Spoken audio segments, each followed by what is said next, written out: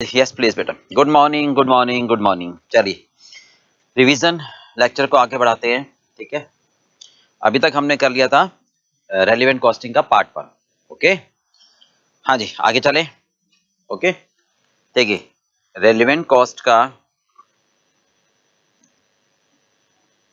Decision making का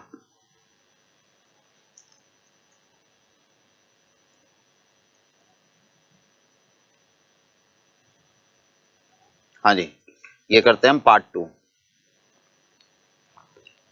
देखिए first में मेक और बाय तक हो गया था हमारा, ठीक है, और केस स्टडीज। अब आता है सेकंड पार्ट, की फैक्टर। ओके, की फैक्टर का मतलब क्या होता है? फैक्टर ऑफ प्रोडक्शन जो हमारा शॉर्ट सप्लाई में हो। ठीक बात है, तो सबसे पहली बात बोलते हैं हम factor of production. Factor of production which are in short supply, which are in short supply।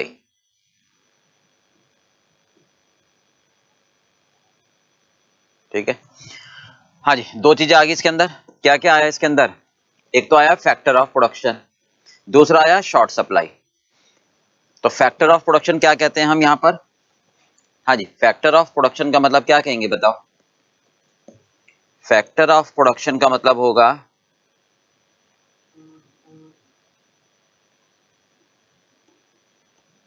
जिनसे हम गुड्स बनाते हैं। मटेरियल किलोग्राम्स में, ठीक है, रुपीस में हो सकता है, लॉब्स में। लेबर ऑवर्स में होते हैं, रुपीस में भी हो सकते हैं। मशीन ऑवर्स ऑवर्स में ही होंगे, ठीक है। सेल्स क्वांटिटी में भी हो सकती हैं और रुपीस में भी। ये कहलाते हैं फैक्टर ऑफ प्रोडक्शन। ठीक है, मतलब इनसे हम गुड्स बनाते हैं, जो गुड्स बनाने के लिए जरूरी होते हैं डाटास फैक्टर ऑफ प्रोडक्शन। अब शॉर्ट सप्लाई का मतलब क्या हुआ? शॉर्ट सप्लाई का मतलब हुआ कि ये कोई एक फैक्टर हमारा क्या होगा? लिमिटेड मात्रा में उपलब्ध होगा, मतलब जितनी मुझे आवश्यकता है उससे कम उपलब्ध होगा, तो उसको बोलेंगे शॉर्ट सप्लाई। क्यों सर, फिर बाजार से ले लो। बाजार में अभी उपलब्ध नहीं होगा for the short period of time, तो हमारा पर्पस होगा ऑप्टिमम यूटिलाइज करना। ठीक है, तो हम क्या कहेंगे? अवेलेबिलिटी, अवेलेबिलिटी क्या होगी? कम होगी, ठीक है, रिक्वायरमेंट से। तो क्या दिक्कत है सर? मटेरियल की रिक्वायरमेंट ज्यादा है, उपलब्ध कम है, बाजार से ले लो। नहीं ले पा रहे होंगे, and it's not possible, it's not possible, it's not possible to purchase, acquire from market. हम मार्केट से नहीं ले सकते in short period of time, in short period of time. ठीक है, मतलब शॉर्ट पीरियड में हम बाजार से नहीं ले सकते उनको। तो हमारा पर्पस क्या होगा? यूटिलाइज, भाई जिस चीज की मात्रा, जिस जो चीज कमी होती है तो उसका अधिकतम उपयोग करते हो, ढंग से उपयोग करते हो, राइट भाई। तो फ्रॉम कॉस्टिंग पर्पस क्या कहते हैं हम? We should utilise, we should utilise in optimum manner. Optimum manner का मतलब क्या होता है? Overall contribution to be maximised. इसका मतलब होता है overall contribution to be maximised, overall contribution to be maximised, total contribution आपका मैक्सिमम हो। ठीक है, क्लियर हो गया इतना पार्ट? अब कैसे? इसके लिए हम क्या करते हैं? स्टेटमेंट ऑफ रैंकिंग बनाते हैं। इसके लिए हम क्या करते हैं? स्टेटमेंट ऑफ रैंकिंग बनाते हैं। ठीक है, जैसे मान लो दो प्रोडक्ट है हमारे पास। हाँ जी, एक बार इसको नोट करना तो कर लो आप।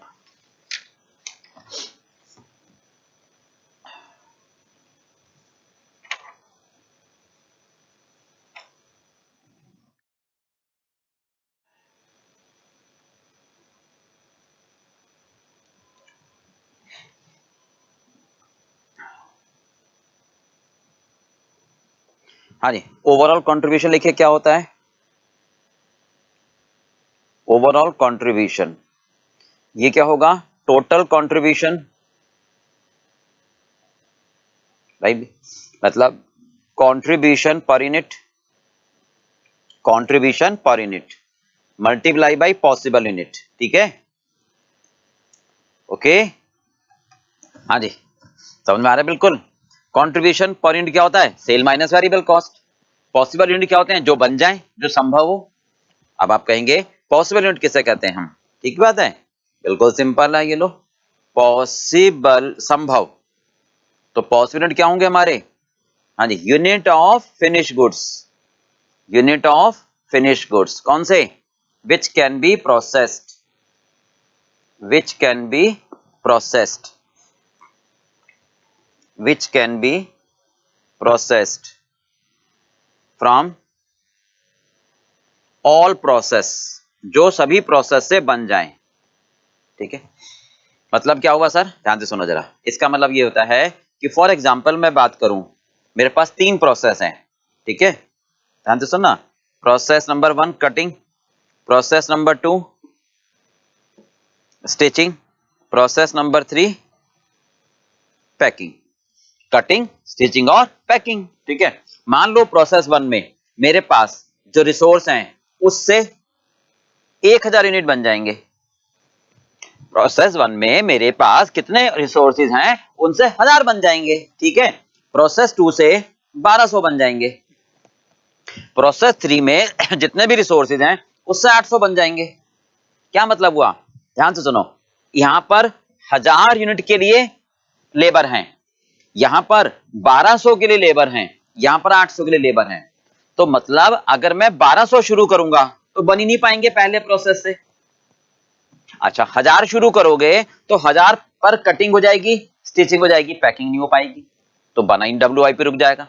सर क्या दिक्कत है, अगली बार बन जाएगा। तो ऐसे तो ये पहला पता चला जाएगा ना, समझ गए बात। हर पीरियड में आप इसका मतलब 800 अगर प्रोसेस 1 में डालोगे तो तीनों से 800 बाहर आ जाएंगे।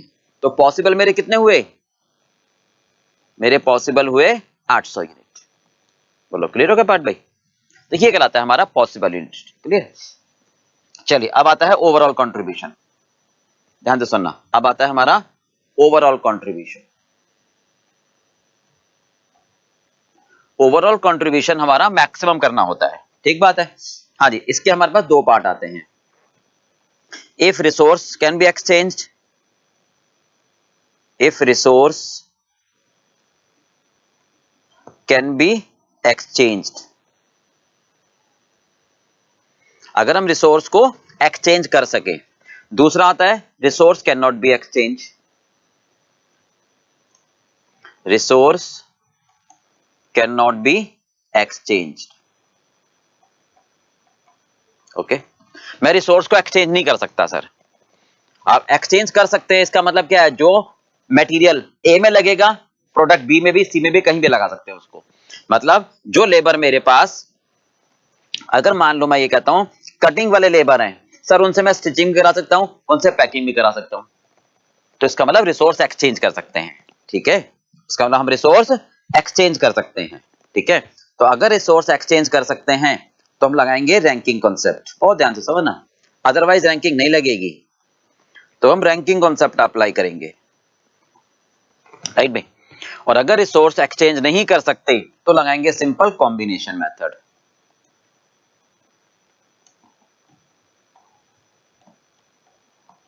ठीक बात है। अब रिसोर्स एक्सचेंज हो सकते हैं, ठीक है, इसका क्या मतलब है, इसका मतलब यह है कि जो लेबर ए प्रोडक्ट में लगेगा वही बी में लगेगा, वही सी में लगेगा, जो मटेरियल ए में लगेगा वही बी में और वही सी में, ठीक है। इसका मतलब यह है, फॉर एग्जांपल अगर मैं बात करूं, राइट भाई, 3 प्रकार के मेरे प्रोडक्ट हैं, ठीक है, हमारे पास 3 प्रकार के प्रोडक्ट हैं। मटेरियल मान लो कहता हूं ए में लगेगा डोमेस्टिक मटेरियल,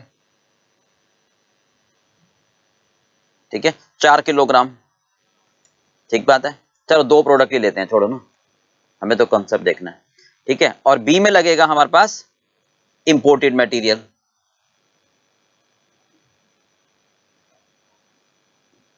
कितना 5 लीटर, राइट।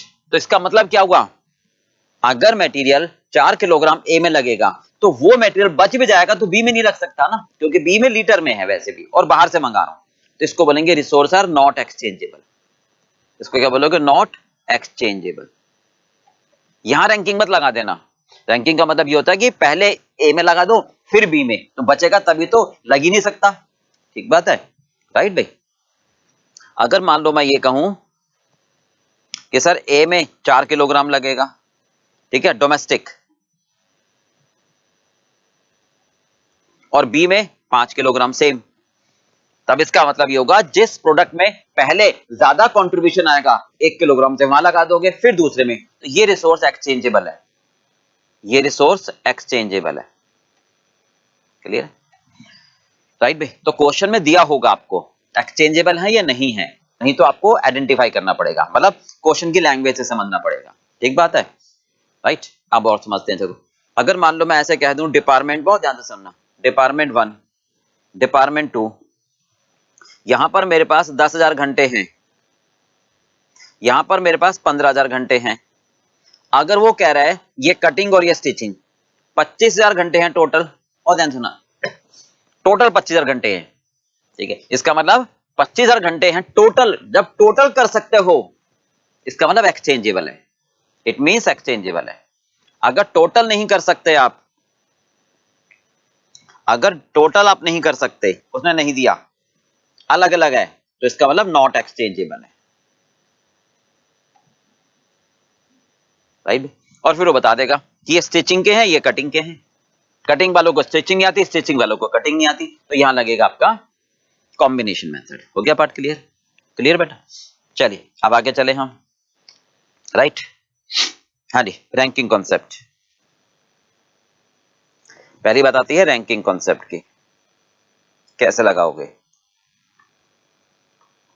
ये तभी लगेगा जब हमारे रिसोर्स एक्सचेंजेबल होंगे। ठीक बात है। मैं एग्जांपल लेता हूं, मान लो मेरे पास 2 प्रोडक्ट हैं ए और बी, ठीक है। ए से मुझे कंट्रीब्यूशन आ रहा है पर यूनिट, हाँ जी ध्यान से सुनना, 100 रुपए, बी से आ रहा है 200 रुपए, डबल। ए का 1 यूनिट मुझे 100 रुपए का कंट्रीब्यूशन दे रहा है और बी का 1 यूनिट मुझे 200 रुपए का कंट्रीब्यूशन दे रहा है। क्लियर बात भाई, ठीक है। अब ये कहता है आपके पास मटेरियल लिमिटिंग फैक्टर है, ध्यान से सुनना, मटेरियल किलोग्राम पर यूनिट, ठीक है। ए का एक बनाने में 1 किलोग्राम चाहिए, ठीक है। बी का 1 बनाने में 5 किलोग्राम चाहिए, किलोग्राम लिमिटेड है, तो क्या कहोगे, बी में लगा दे पहले सारे रिसोर्स, क्योंकि कंट्रीब्यूशन ज्यादा दे रहा है। सर जी 5 किलोग्राम लग रहा है, अगर वही 5 किलोग्राम बी का 1 बना के देगा तो 200 रुपए बचेंगे, वही 5 किलोग्राम बी में लगाऊंगा तो ए के 5 बन जाएंगे, 500 रुपए आ जाएंगे। समझ में आ गई। तो 5 किलोग्राम से यहाँ 500 आएंगे या 200 आएंगे, तो बेटर कौन सा हुआ, ए हुआ ना। तो इसका मतलब 5 किलोग्राम का बेस क्यों ले, 1 किलोग्राम का ले ले, यानी कंट्रीब्यूशन पर किलोग्राम 100 डिवाइडेड बाई 1, ठीक है। 200 डिवाइडेड बाई 5 4, 40। तो इसका मतलब 1 किलोग्राम से 100 रुपए का कंट्रीब्यूशन आएगा, तो ये फर्स्ट रैंकिंग, ये सेकंड रैंकिंग। आगे बात समझ में, ठीक है। यानी पहले रिसोर्स ए में लगाओगे, फिर बच जाएंगे तो बी में लगाओगे। क्लियर हो गया बात। तो ये कहलाएगा स्टेटमेंट ऑफ रैंकिंग, इसे क्या बोलते हैं हम, स्टेटमेंट ऑफ रैंकिंग। इसके बाद ऑप्टिमम प्रोडक्ट मिक्स, यानी ए में लगा दो up to the maximum demand. ठीक बात है। इसके बाद बनाओगे statement of optimum product mix, ठीक है। पहले ए फिर बी, तो ए के up to the maximum demand बना लोगे, राइट भाई, ए के बना लोगे मैक्सिमम डिमांड, ठीक है। मान लो हम कहते हैं 1000 यूनिट बना सकते हैं, ये कहलाएगा मैक्सिमम डिमांड, इससे ज्यादा नहीं। एक बनाने में 1 किलोग्राम, तो 1000 किलोग्राम खत्म हो जाएंगे, राइट। मान लो मेरे पास टोटल 5000 किलोग्राम ही है, बैलेंस सारे के सारे बी में लगा दोगे, एक बनाने में 5 किलोग्राम। बी के भी 1000 की मैक्सिमम डिमांड है, बी के भी 1000 की मैक्सिमम डिमांड है, पर नहीं बना सकते, तो कितने बनाओगे? 4000 divided by 5, 800 unit, balancing figure, right भाई। इनको कंट्रीब्यूशन से मल्टीप्लाई कर दोगे पर यूनिट से, टोटल कंट्रीब्यूशन आ जाएगा माइनस फिक्स कॉस्ट प्रॉफिट। तो ये कहलाया हमारा फर्स्ट कॉन्सेप्ट। क्लियर बात बेटा? अब ये देखना होगा कि आपके रिसोर्स कौन से शॉर्ट सप्लाई में है, उसकी भाषा में मुझे रैंकिंग चाहिए, ठीक है? तो वो देख लेते हैं एक बार, यानी स्टेटमेंट ऑफ रैंकिंग बेस।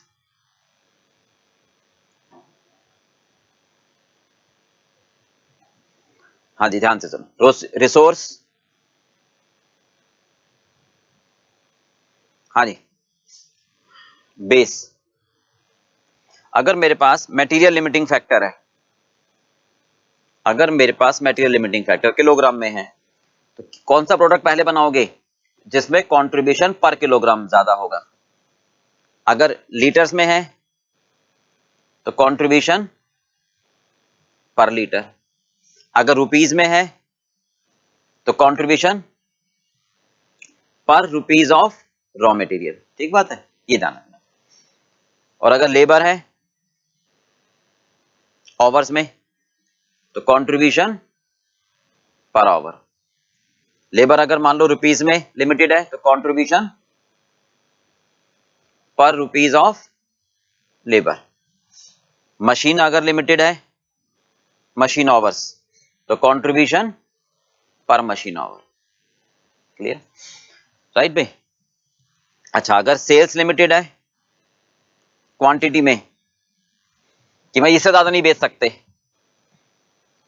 जैसे मान लो फॉर एग्जांपल सर सेल्स कैसे लिमिटेड होगी? जैसे टीवी है, फ्रिज है, ठीक है, तो हमें पता है कि कस्टमर एक ही खरीदेगा, तो जो सेलर है वो कौन सा बेचेगा? जिसके मॉडल पर उसको एक पर ज्यादा प्रॉफिट हो रहा होगा, तो कंट्रीब्यूशन पर यूनिट, राइट?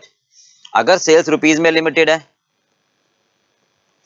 जैसे ग्रोसरी शॉप है, वहां पर सेल्समैन को पता होता है कि यार ये इसका बजट 5000 रुपए का ही है ना, तो सबसे पहले वो प्रोडक्ट बेचेगा जिसके 1 रुपए में कंट्रीब्यूशन ज्यादा आएगा, यानी कंट्रीब्यूशन पर rupees of selling price. Clear बेटा? तो ये सारे हमारे हो गए लिमिटिंग फैक्टर। क्लियर पार्ट यहां तक, राइट? अब हमारे पास क्या क्या सिचुएशंस आ सकती हैं,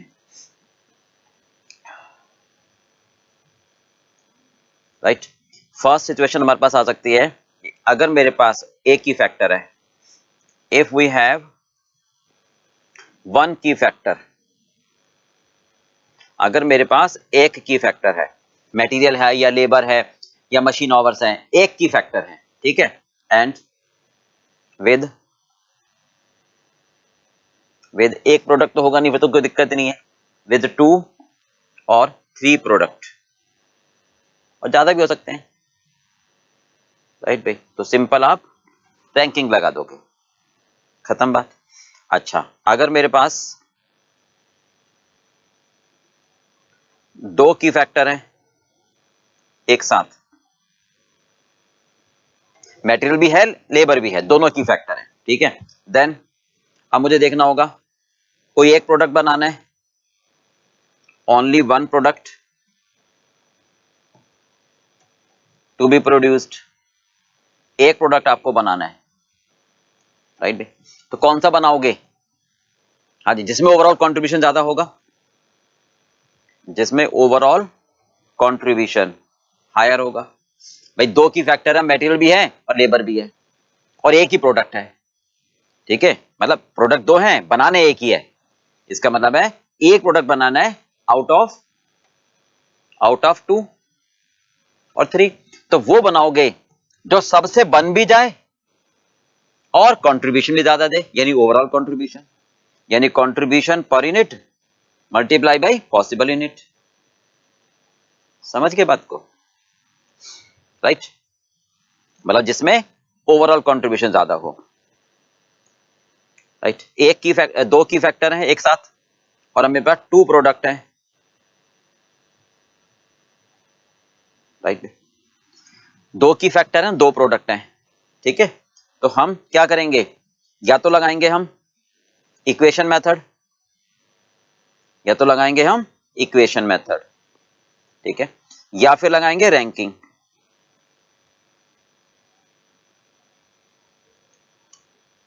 कब कब बता रखा है, अगर हमारे पास रैंकिंग अपोजिट आती है, अगर हमारे पास रैंकिंग अपोजिट आती है तब लगाओगे इक्वेशन मेथड। अगर आपकी रैंकिंग अपोजिट हो, मतलब मटेरियल, मतलब दो प्रोडक्ट हैं जैसे ए और बी, ठीक है, मटेरियल से ये दे रहा है कंट्रीब्यूशन पर किलोग्राम 10 रुपए और 20 रुपए, तो फर्स्ट रैंकिंग बी की आई, सेकंड ए की आई। अब लेबर से, अगर मैं लेबर से चेक करूं तो कंट्रीब्यूशन पर आवर, राइट भाई, ये आ रहा है 25 रुपए और 15 रुपए, यानी फर्स्ट ये सेकंड ये, मतलब मटेरियल तो कह रहा है बी को पहले बनाओ, लेबर कह रहा है ए को पहले बनाओ, अपोजिट हो गई तो आपका क्या लगेगा, क्या लगेगा, इक्वेशन मेथड लगेगी। क्लियर बात भाई। और अगर रैंकिंग सेम हो, अगर आपकी रैंकिंग सेम हो, मतलब दोनों मटेरियल भी और लेबर भी ए को फर्स्ट कह रहे हैं, राइट, दोनों ही बी को सेकंड कह रहे हैं, तो आपका रैंकिंग कॉन्सेप्ट लग जाएगा। क्लियर हो गया बात भाई। तीसरा, अगर मेरे पास दो की फैक्टर हो, ठीक है, अगर मेरे पास दो की फैक्टर हो, क्लियर बात भाई, यहां तक क्लियर हो गया। अगर मेरे पास दो की फैक्टर हो, ठीक है, और तीन प्रोडक्ट हो तो सेम रैंकिंग का लगेगा, 3 प्रोडक्ट, राइट भाई। तो पहले रैंकिंग बना लोगे, एक की फैक्टर को, एक फैक्टर आपका एग्जॉस्ट हो जाएगा, फिर दो बचेंगे, बाकी दोनों में, इन दोनों में से कोई सा मेथड लगाओगे। तो अगर तीन प्रोडक्ट मेरे पास आते हैं और दो की फैक्टर हैं तो पहले क्या करेंगे, हम स्टेटमेंट ऑफ रैंकिंग बना लेंगे, स्टेटमेंट ऑफ रैंकिंग बना लेंगे, ठीक है, एज पर फर्स्ट की फैक्टर, और फिर एज पर सेकंड की फैक्टर, मतलब मटेरियल से रैंकिंग बना लो, लेबर से रैंकिंग बना लो, तीनों की, फिर आप ऑप्टिमम प्रोडक्ट मिक्स बनाओ, फिर आप ऑप्टिमम प्रोडक्ट मिक्स बनाओ।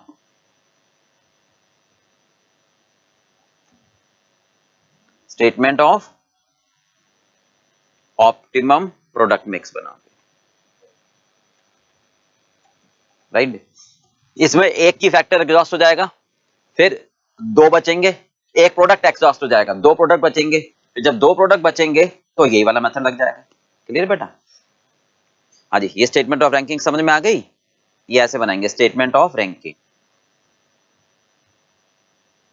ये आप ऐसे बनाओगे, जैसे दो प्रोडक्ट हैं ए और बी, तो पहले बनाओगे कंट्रीब्यूशन पर केजी, ठीक है, फिर बनाओगे कंट्रीब्यूशन पर आवर, ऐसे, राइट, फिर ऑप्टिमम प्रोडक्ट मिक्स, ये पहले इससे फिर इससे, एक प्रोडक्ट आपका एग्जॉस्ट हो जाएगा। क्लियर बात बेटा, यहां तक समझ में आ गया।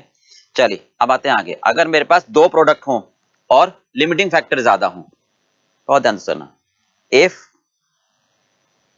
वी हैव टू प्रोडक्ट, अगर मेरे पास दो प्रोडक्ट हों, ठीक है, with key factors more than two, material भी है, लेबर भी है, सेल्स भी है, तो हमेशा क्या करेंगे, apply linear programming graphical method, तब हम ग्राफिकल मेथड को फॉलो करते हैं, ठीक है। तो ग्राफिकल मेथड कब लगेगा, जब मेरे पास दो प्रोडक्ट हो और की फैक्टर ज्यादा हो, या फिर क्वेश्चन में कहा हो कि नहीं भैया लगाओ लगाओ लीनियर प्रोग्रामिंग ग्राफिकल मेथड, तब मैं लगा दूंगा। यहां तक क्या पार्ट क्लियर हो गया, राइट। चलिए आगे चले। अब यह ध्यान रखना, अगर क्वेश्चन साइलेंट है तो उस प्रोडक्ट की डिमांड अनलिमिटेड मानी जाती है, राइट, और सबसे पहले मिनिमम रिक्वायरमेंट को पूरा करते हैं, राइट। ये कुछ पॉइंट्स है, ध्यान रखना। हाँ जी, अगर क्वेश्चन साइलेंट है तो डिमांड हमेशा क्या मान के चलते हैं हम, अनलिमिटेड, राइट, क्लियर बात। और सबसे पहले हम मिनिमम रिक्वायरमेंट को पूरा करते हैं। अगर मिनिमम रिक्वायरमेंट दी हो, मिनिमम रिक्वायरमेंट इज गिवन, तो पहले वो पूरा करोगे, उसमें रैंकिंग नहीं लगेगी। First of all minimum requirement is fulfilled. मतलब दो प्रोडक्ट हैं, जैसे हमने ऊपर कह दिया, एक एग्जांपल लिया था, देखो ध्यान से, ये मान लो यहां पर क्या था, ए के 300 बी के 300 बनाने हैं, तो पहले दोनों के 300 बनाते, फिर जो बच जाते रिसोर्स उनमें रैंकिंग लगाते आप।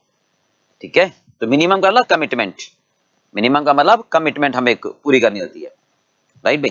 तो फिर बैलेंस रिसोर्स लगाते हैं एज पर रैंकिंग। हाँ जी, then balance resource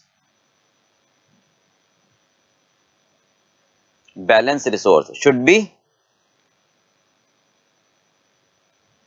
utilised as per ranking. हो गया क्लियर? चलिए बेटा, ये तो हमारा रैंकिंग का की फैक्टर का कॉन्सेप्ट हो गया क्लियर? हो गया बेटा। इसके बाद हम चलते हैं आगे सब कॉन्ट्रैक्टिंग। ध्यान से देखिए, सब कॉन्ट्रैक्टिंग क्या कहता है,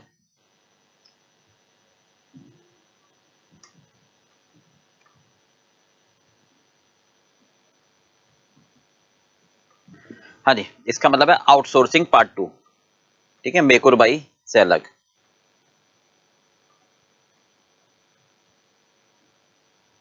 देखो क्या कहता है ये, अगर हमें कोई भी प्रोडक्ट बाहर से खरीदे, अपना ब्रांड उस पर लगाए और बेचें, उसे बोलते हैं सब कॉन्ट्रैक्टिंग, यानी purchase and sale of goods. ठीक है, जैसे हम ये कहें कि बाइसिकल बनी बनाई बाजार से ले लें, अपनी कंपनी का लोगो लगाएं और बेचना शुरू कर दें, that is called subcontracting. तो हम क्या कहेंगे, purchase and sale of complete goods, तो ये कहलाएगा मेरा सब कॉन्ट्रैक्टिंग। ठीक बात है, राइट भाई। ये हम कब करते हैं बेसिकली, भाई जैसे पूरा बाइसिकल बना के नहीं बेच रहे हम, और तो ठीक है अलग बेच रहे हैं, बट कुछ पार्ट हम बाइसिकल खरीद रहे हैं और अपनी ब्रांडिंग करके बेच रहे हैं, टॉयज है बनाकर बेच रहे हैं, साथ में हम क्या करें, कुछ टॉय खरीद रहे हैं और अपना ब्रांड लगाकर बेच रहे हैं, तो उसको बोलते हैं हम सब कॉन्ट्रैक्टिंग। ठीक है, मतलब गुड्स को कंप्लीट खरीद रहे हैं और बेच रहे हैं। ठीक बात। मेक और बाई था कंपोनेंट के लिए, ये है फिनिश गुड्स के लिए। ठीक बात है। तो यहां हमें क्या ध्यान में रखना है, हमें यह ध्यान में रखना है कि की फैक्टर अलग डिसीजन है, सब कॉन्ट्रैक्टिंग अलग डिसीजन है। एक बात समझे जरा, की फैक्टर में हम क्या कह रहे थे कि सर वो प्रोडक्ट बनाओ जिसमें कंट्रीब्यूशन पर आवर ज्यादा आ रहा है, जिसमें कंट्रीब्यूशन पर आवर कम आ रहा है वो मत बनाओ। तो की फैक्टर आपको ये नहीं बताएगा कि कौन सा प्रोडक्ट खरीदे, की फैक्टर ये बताएगा कौन सा बनाए कौन सा ना बनाए, राइट भी। तो की फैक्टर सिर्फ आपको ये बताएगा विच प्रोडक्ट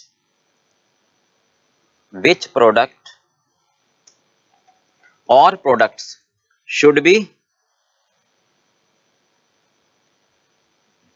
मैन्युफैक्चर्ड, कौन सा बनाए, ठीक है, कौन सा ना बनाए, एंड विच वन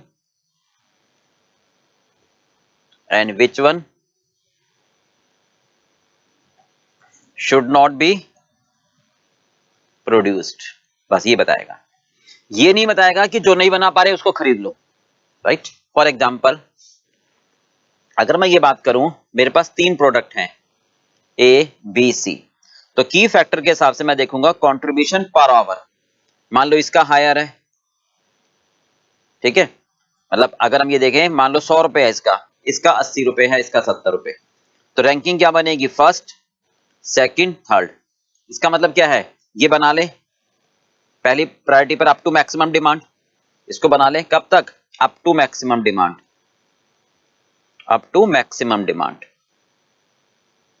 ठीक है। फिर ये बना ले अप टू मैक्सिमम डिमांड तक, राइट। बैलेंस रिसोर्स में ये बना ले, तो इसके जो नहीं बन पा रहे वो छोड़ देंगे हम, तो की फैक्टर ये बताएगा। ये मत समझ देना कि जो नहीं बना पा रहे उसको खरीद लें, क्यों सर, क्योंकि खरीदना बेचना परचेज और वेरिएबल कॉस्ट पर निर्भर करेगा, क्योंकि हो सकता है की फैक्टर जिसको कह रहा है मैं नहीं बना पा रहा, उसको खरीद ले अगर आप, तो सर ये गलत हो सकता है उसकी परचेज कॉस्ट कम हो। जिस प्रोडक्ट का कंट्रीब्यूशन तो कम है तो की फैक्टर मना कर रहा है, बट उसकी परचेज कॉस्ट कम हो वेरिएबल से, तो खरीदने में फायदा होगा। तो इसका मतलब सब कॉन्ट्रैक्टिंग का डिसीजन अलग टाइप से होगा। क्लियर बात बेटा?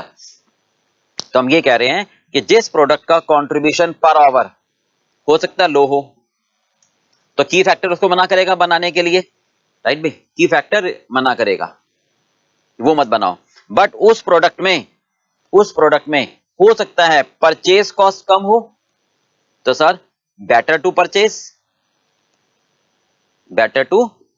हाँ ठीक है। हाँ, बट उल्टा भी तो हो सकता है उसकी परचेज कॉस्ट ज्यादा हो,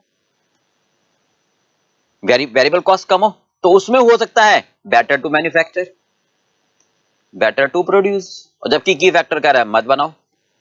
तो सब कॉन्ट्रैक्टिंग का डिसीजन इन बातों पर निर्भर करेगा। क्लियर पार्ट भाई? सब कॉन्ट्रैक्टिंग का डिसीजन इस बात पर निर्भर करेगा कि जिस प्रोडक्ट में वेरिएबल कॉस्ट कम है उसको बनाओ, जिसमें परचेज कॉस्ट कम है वो खरीदो। जैसे फॉर एग्जांपल अगर हम बात करें तो देखिए, इसको हम ऐसे दिखाते हैं, हम बना देंगे स्टेटमेंट ऑफ रैंकिंग।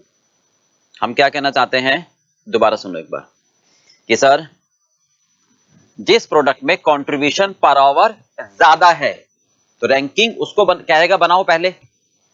हो सकता है उसमें परचेज कॉस्ट कम आ जाए तो सब कॉन्ट्रैक्ट लेकर नहीं वो खरीदो, तो मुझे परचेज और वेरिएबल कॉस्ट को देखना पड़ेगा। देखो मैं एग्जांपल देता हूं, मान लो मेरे पास 3 प्रोडक्ट हैं ए बी और सी, मान लो मेरे पास 3 प्रोडक्ट हैं ए बी और सी, ठीक है। हम कहते हैं सेलिंग प्राइस है सपोज 10 रुपए, 20 रुपए, 30 रुपए, ठीक है। वेरिएबल कॉस्ट है पर यूनिट, राइट, 4, 5 और 6। तो मेरे पास कंट्रीब्यूशन आ जाएगा पर यूनिट 6 रुपए, 15 रुपए और 24 रुपए, राइट। ये आ गया कंट्रीब्यूशन पर यूनिट, ठीक बात है। अब मैं कहता हूं लेबर मेरी लिमिटिंग फैक्टर है, लेबर हमारा लिमिटिंग फैक्टर है, ठीक है। तो मान लेते हैं लेबर आवर्स पर यूनिट, ठीक है, लेबर आवर्स पर यूनिट, ठीक है। 1 घंटा लगेगा, 2 आवर्स, 3 आवर्स, तो कंट्रीब्यूशन आ जाएगा पर आवर 6, 7.5 और 8। तो यहां से रैंकिंग क्या आएगी, सिर्फ की फैक्टर के हिसाब से देखूं तो फर्स्ट, सेकंड, थर्ड, ये कहलाएगा की फैक्टर। ये क्या कहलाएगा, की फैक्टर, ये कहलाएगा की फैक्टर, राइट भाई। क्या मतलब वो इस बात का, की फैक्टर कहेगा पहले सी बना लो, फिर बी बनाओ, फिर ए बनाओ, अगर ए नहीं बन सकता तो मत बनाओ। अब इसका मतलब ये नहीं है ए खरीद लो, कैसे देखो प्रूव करें।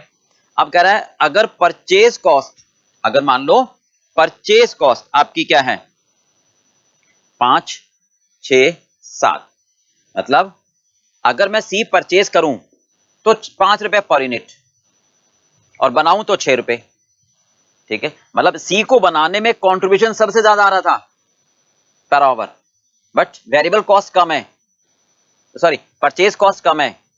तो अगर हम ये कहें contribution by purchase and sale, खरीद के बेचें, राइट, तो कितना आएगा, 10 रुपए में बेचेगा, 7 रुपए में खरीदूंगा तो 3 रुपए बचेंगे, 6 में खरीद कर 20 में बेचूंगा, 5 में खरीद कर 30 में बेचूंगा, राइट भाई। तो ये हुआ कंट्रीब्यूशन अगर मैं खरीद के बेचूं तो, ठीक है। आप ध्यान से देखिए जरा, अगर मैं दोनों को कंपेयर करूं कंट्रीब्यूशन पर यूनिट, ये मेरा हो गया ए, राइट, ये मेरा हो गया ए, ठीक है। मैन्युफैक्चरिंग एंड सेल, अच्छा। और अगर ये देखें बी, परचेज एंड सेल, अब कंपेयर करो दोनों को, बहुत ध्यान से सुनना, ए एंड बी। हाँ जी बताओ जरा, अगर मैं ए को खरीद के बेचूं तो 3 रुपए बच रहे हैं, बना के बेचूं तो 6 रुपए, राइट। तो बनाकर बेचने में ज्यादा फायदा है खरीद के बेचूं तो 3 रुपए बचेंगे, बना के बेचूं तो 6 रुपए बचेंगे, राइट भाई। तो इसका मतलब बनाकर बेचने में 3 रुपए का फायदा ज्यादा है। इसको क्या बोलोगे? Excess contribution in manufacturing over purchase, right भाई। अच्छा बी में आ जाओ। खरीद के बेचोगे, खरीद के बेचोगे तो 14 रुपए बचेंगे, बनाकर बेचोगे तो 15। इसका मतलब क्या हुआ? इसका मतलब क्या हुआ? बनाकर बेचने में 1 रुपए का फायदा ज्यादा है, बनाकर बेचने में 1 रुपए का फायदा ज्यादा है। अच्छा जी, खरीद के बेचोगे तो 25 बचेंगे, बनाकर बेचोगे तो 24। तो बनाकर बेचने में 1 रुपए का लॉस है। हो गया क्लियर? तो इसका मतलब अब आप बताओ डिसीजन क्या दोगे?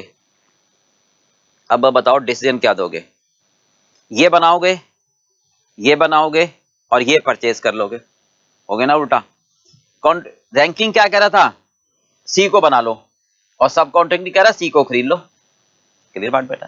तो इसका मतलब हमें दोनों को कंपेयर करना होगा।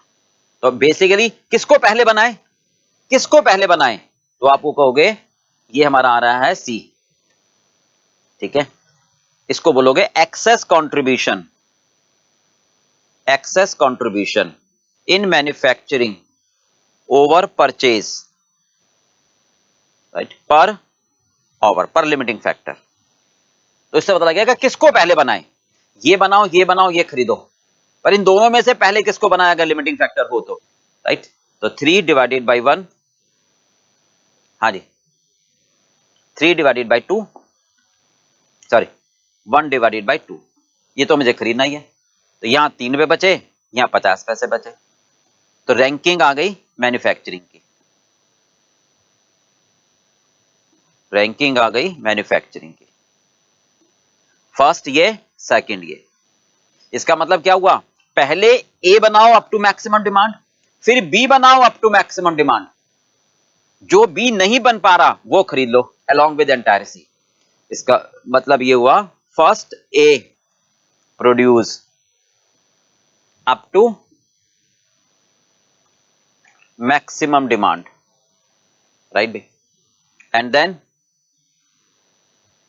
B produce up to balance resource, right B. Purchase, हाँ जी entire C and balance of B. Clear part बेटा? राइट। चलिए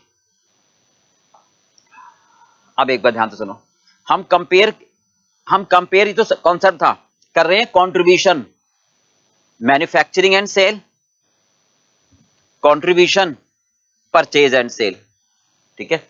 तो क्यों सर हम डायरेक्ट ना कर लें, सेलिंग प्राइस तो सेम है, केवल हम वेरिएबल कॉस्ट और परचेज कॉस्ट को कंपेयर कर लें तो भी तो यही आएगा। मतलब घर में बनाए 4 रुपए में, ठीक है, और खरीदें 7 रुपए में, तो बनाने में 3 का फायदा है। तो excess contribution in manufacturing over purchase को क्या कर सकते हैं? Saving in manufacturing. क्लियर बात? ध्यान से देखो, 5 रुपए बनाने में खर्चा, खरीदोगे तो 6 रुपए, राइट भाई। वेरिएबल कॉस्ट 5 रुपए, खरीदोगे 6 रुपए, ठीक है। हाँ जी परचेज कॉस्ट 6 रुपए है, राइट। तो एक्सेस कितना आ गया? 1 रुपए, ठीक बात है। ये सेविंग इन मैन्युफैक्चरिंग कहलाई ओवर परचेज। क्लियर पार्ट बेटा? चलिए एक बार जरा समझ लो फटाफट। तो हम डायरेक्ट वेरिएबल कॉस्ट को परचेज कॉस्ट से कंपेयर कर सकते हैं, तो वो कहलाएगा saving in manufacturing over purchase, या कंट्रीब्यूशन इन मैन्युफैक्चरिंग निकाल लो, कंट्रीब्यूशन इन परचेज निकाल लो, दोनों को कंपेयर कर लो, बात तो एक ही है। ये तो समझाने का तरीका था, ओके। हाँ जी, तो आप बनाएंगे स्टेटमेंट ऑफ रैंकिंग, फिर optimum product mix and then profit, right.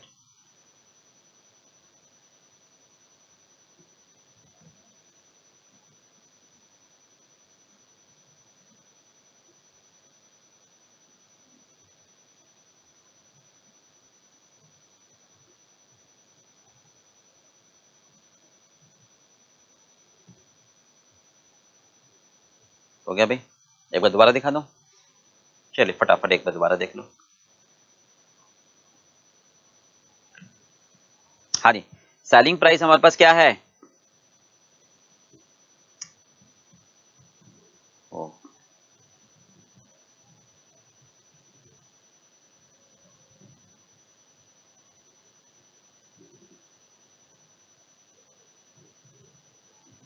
हाँ जी, क्लियर पार्ट, ध्यान से समझना जरा।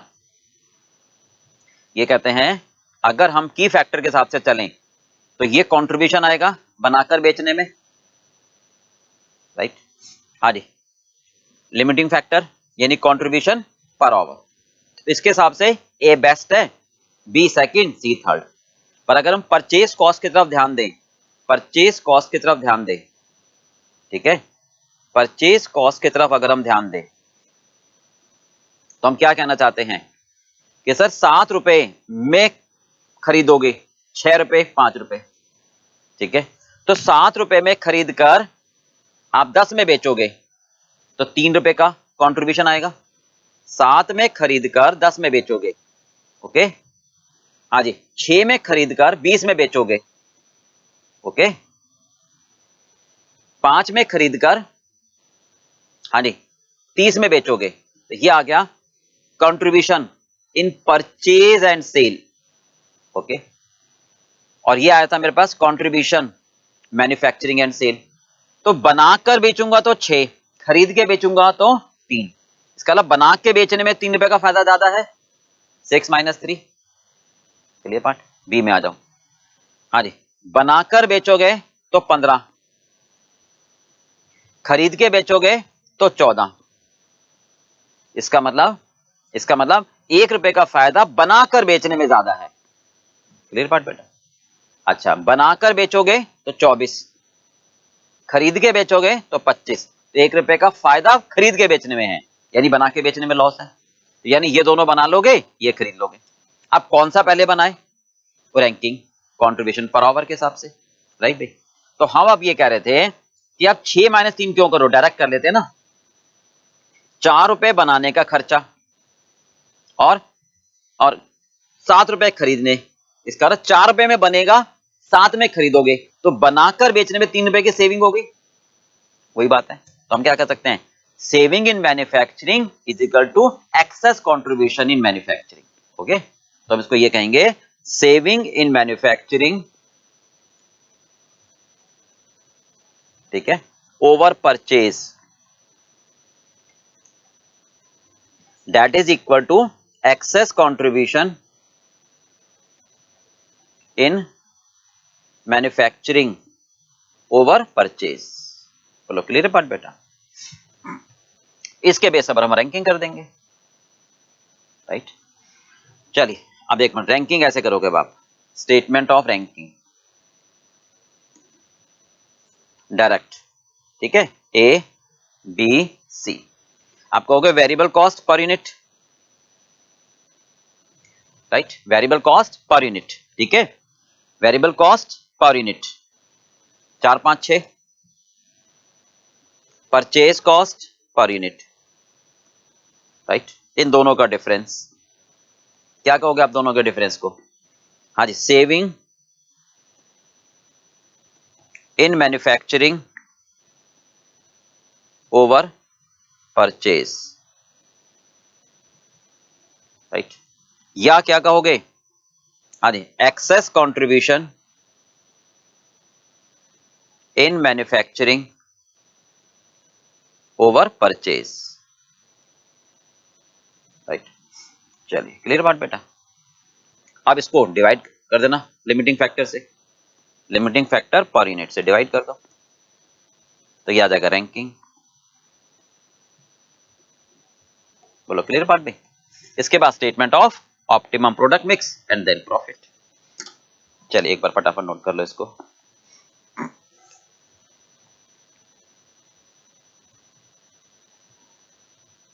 चलिए बेटा, अब इसके बाद का कॉन्सेप्ट है एक और, हाँ जी, सेमी वेरिएबल,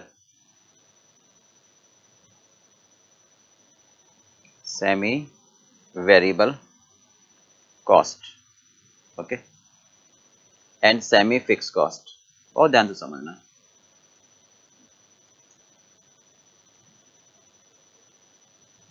क्या कहना चाहते हैं?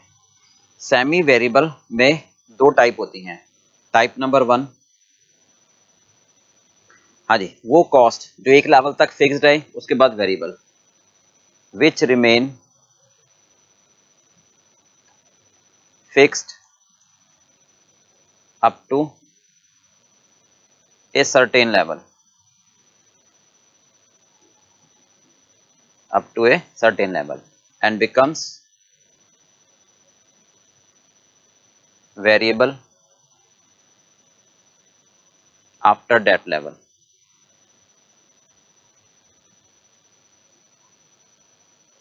हाँ जी, एक लेवल तक फिक्स रहेंगे उसके बाद वेरिएबल हो जाएंगे। ठीक है, उल्टा मत समझना, ये पहले वेरिएबल बाद में फिक्स। ठीक है, उल्टा सीधा एक समान, ऐसे मत करना।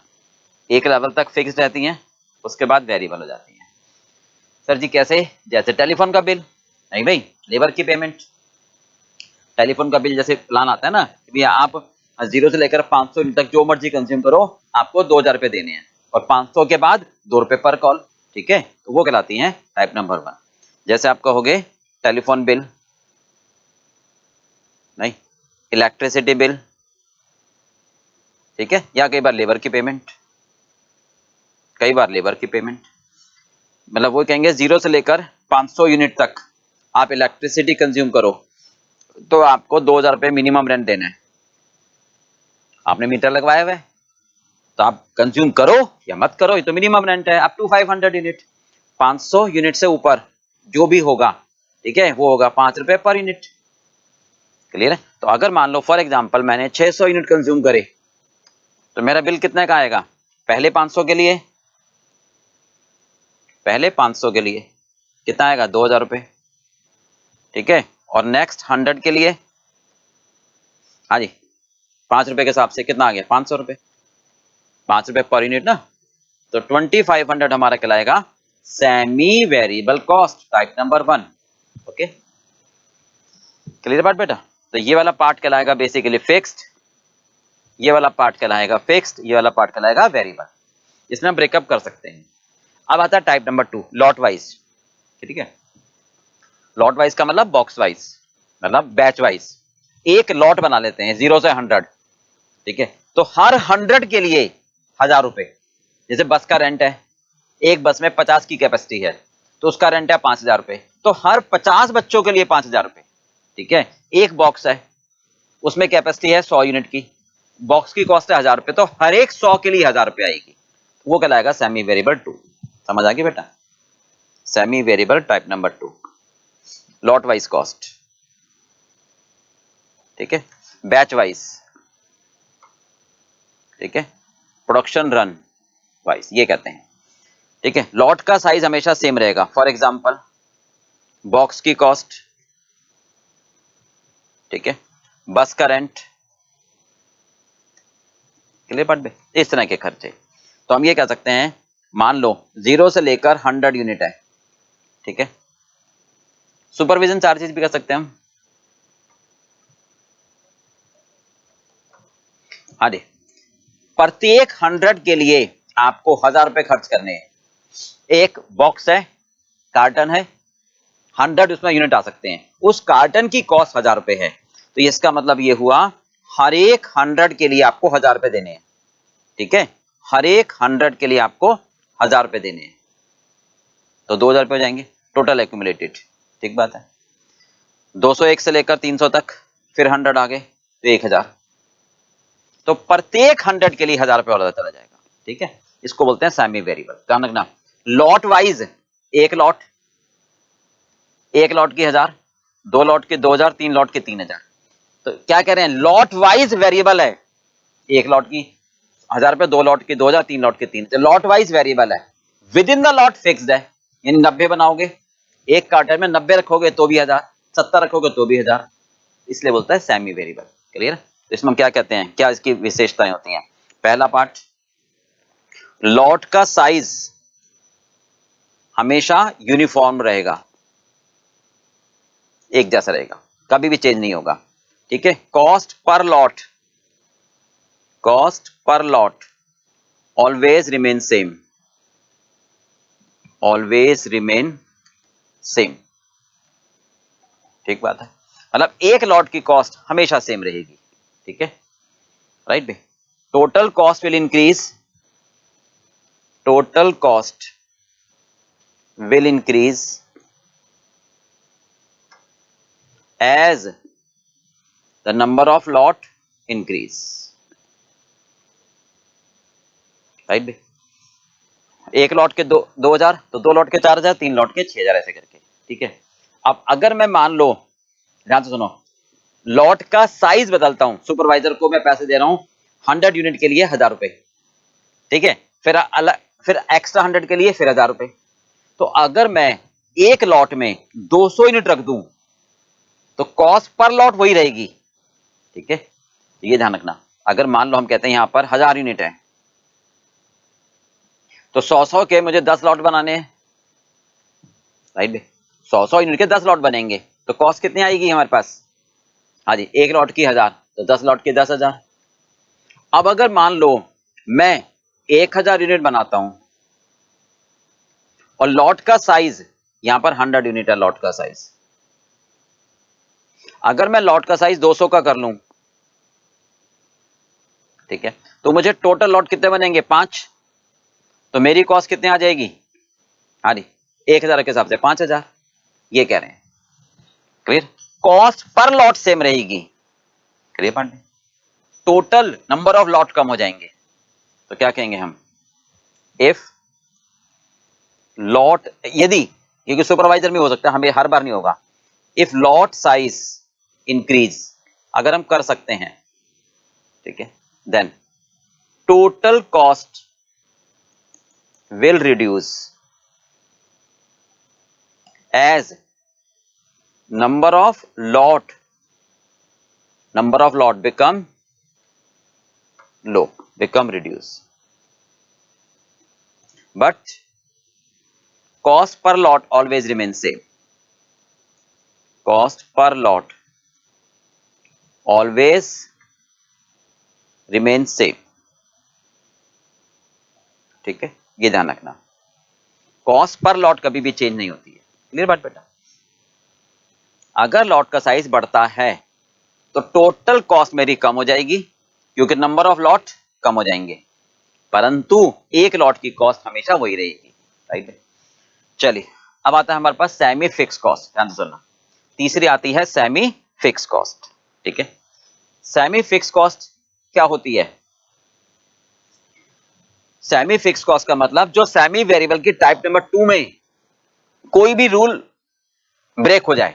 मतलब ध्यान से सुनो, अगर मैं कहता हूं लॉट का साइज बीच में बदल जाए, या कॉस्ट लॉट के हिसाब से ना हो, मतलब कोई भी इसका एक रूल चेंज हो जाए, लॉट का साइज सेम ना हो, ठीक है, कॉस्ट हमारी लॉट के हिसाब से चेंज ना हो, तो हम कहते हैं सेमी फिक्स कॉस्ट। ध्यान से सुनना, हम क्या कह रहे हैं? Semi fix cost, semi fix cost. ठीक है, तो क्या हम, एक मिनट पहले एग्जांपल लेते हैं। जैसे मान लो हम एग्जांपल लें स्कूल का, ठीक है, कि स्कूल में 0 से लेकर 100 आपके पास स्टूडेंट है, राइट। तो हमें प्रिंसिपल एक चाहिए, राइट भाई। टीचिंग स्टाफ हमें 5 चाहिए, और नॉन टीचिंग स्टाफ हमें मान लो 4 चाहिए। तो टोटल हमारे पास इनकी सैलरी, प्रिंसिपल की सैलरी, 5 टीचर की सैलरी, 4 स्टाफ मिलाकर सपोज बैठती है 1 लाख रुपए। ठीक है, मल्टीप्लाई करके, मतलब इसके 25,000, इसके 15,000, इसके ऐसे करके 1 लाख। अब वो कहते हैं अगर स्टूडेंट 101 से 500 हो गए, प्रिंसिपल तब भी 1 चाहिए, टीचर्स आपको ये तो ना कि मतलब ये तो ना कि 5 गुना स्टूडेंट होंगे तो 5 गुना टीचर होंगे, कुछ बच्चे क्लासों में भी तो बढ़ेंगे, तो मान लो 7 टीचर चाहिए, ठीक है, और 1 स्टाफ एक्स्ट्रा चाहिए बस, तो ये हो गया 1,50,000। अगर 501 से 1500 बच्चे होते हैं, प्रिंसिपल मान लो सपोज एक प्रिंसिपल चाहिए और 1 वाइस प्रिंसिपल, तो 2 हो गए, ये हमारे पास 10 हो गए, ये 7 हो गए, टोटल हमारे पास